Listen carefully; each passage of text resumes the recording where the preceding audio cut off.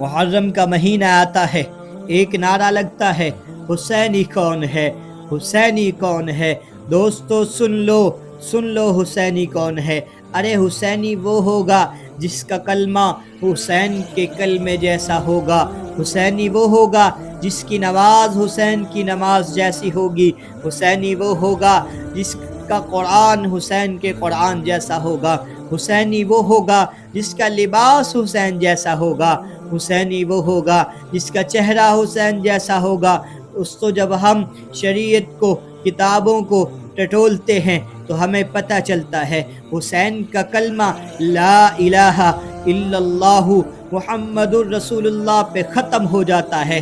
اب جس کا کلمہ لا الہ الا اللہ محمد الرسول اللہ ہوگا وہی حسینی ہوگا، جس کا کلمہ یہ نہیں ہوگا وہ حسینی نہیں ہو سکتا۔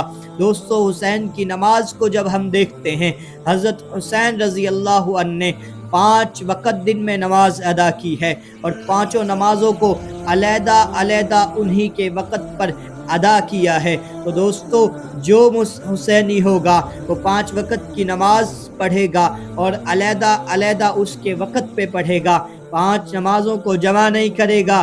دوستو حسینی تو وہ ہے جو کسی حالت میں نماز کو نہ چھوڑے۔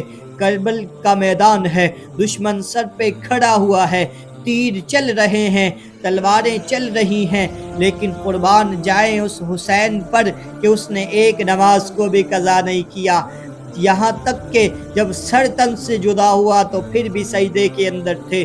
تو دوستو حسینی تو وہ ہوگا جو نماز کو نہ چھوڑے، دوستو حسینی وہ ہوگا جس کی اذان وہی اذان ہوگی جو حضرت بلال والی اذان ہے، وہی اذان ہماری ہے، وہی اذان حضرت حسین رضی اللہ عنہ کی ہے۔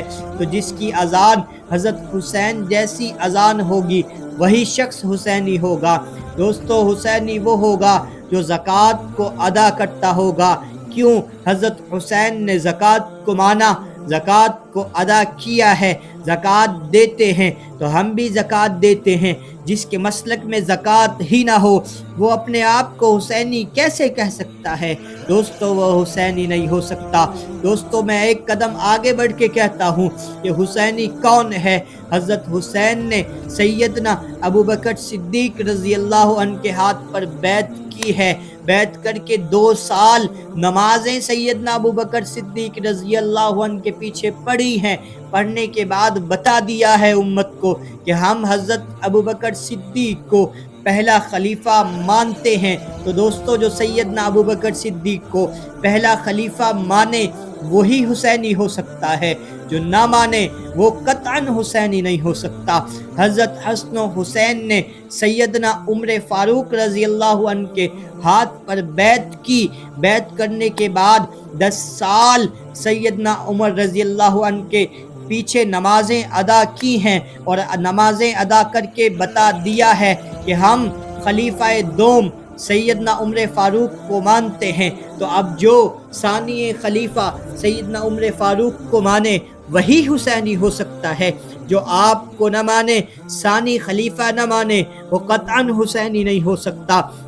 سید حسن و حسین رضی اللہ عنہ نے حضرت عثمان غنی رضی اللہ عنہ کے ہاتھ پر بیعت کی ہے اور ان کو اپنا خلیفہ مانا ہے۔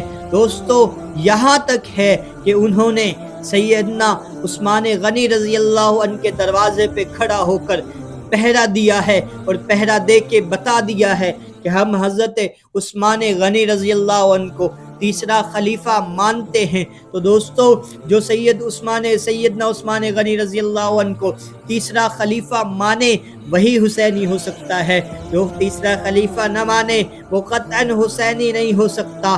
دوستو حضرت علی رضی اللہ عنہ کو چوتھا خلیفہ حضرت حسن و حسین نے مانا ہے، جو چوتھا خلیفہ مانے وہی حسینی ہو سکتا ہے۔